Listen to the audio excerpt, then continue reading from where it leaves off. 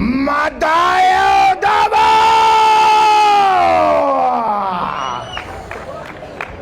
Maayong buntag Davao! Gusto ko mas malakas. Maayong buntag Davao! Yeah, pare! Magandang araw po sa inyong lahat.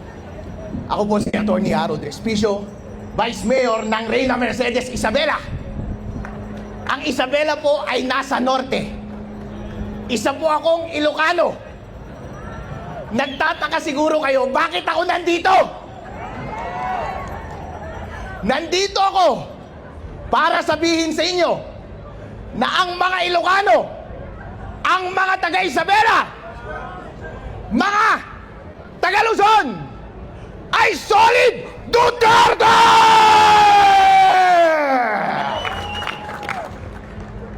Sinasabi ko po sa inyo, sinasabi ko kay VP Sara, mula sa aming bayan at sa aming isla at sa aming probinsya, mahal po kayo ng mga Ilocano. Totoo po yan. Hindi po ako nang bobola. Dahil po, kahit sabihin nilang maraming nagmamahal kay BBM, hindi ibig sabihin na hindi namin mahal si Sara.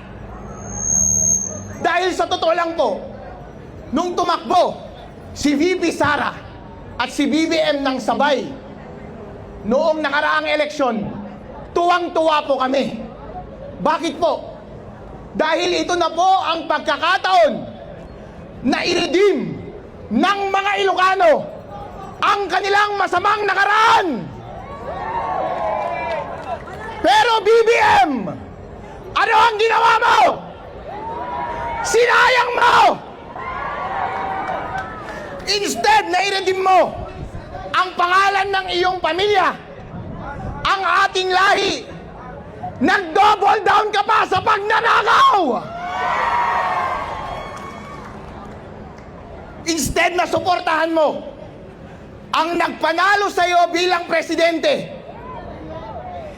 ipinahuli mo pa ang kanyang ama sa mga dayuhan. Wala kang utang na loob!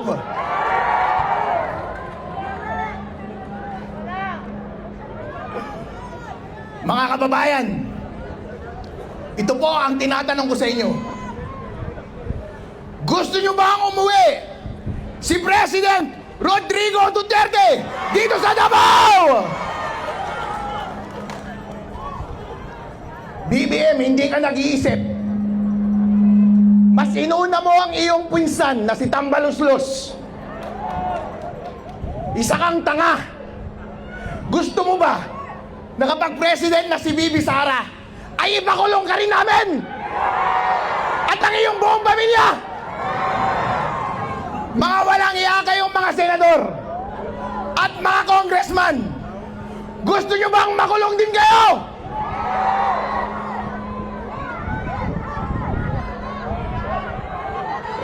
Ngayon po, ito ang ginagawa nila. Gusto nilang i-impeach si VP Sara para hindi siya manalo bilang presidente ng Pilipinas. Papayag ba kayo doon? Ayun, gusto kong mas maging malakas ang inyong sagot. Gusto kong iparinig ninyo hanggang sa Malacanang. Papayag ba kayong hindi maging presidente si VP Sara Duterte ng Pilipinas? Maraming salamat po. Alright, once again, thank you very much to Vice Mayor Attorney Harold Respicio. And of course, we are joined once again by different councils joining us in solidarity for our celebration of the 89th Araw ng Davao. Daghan kaayong salamat, and we can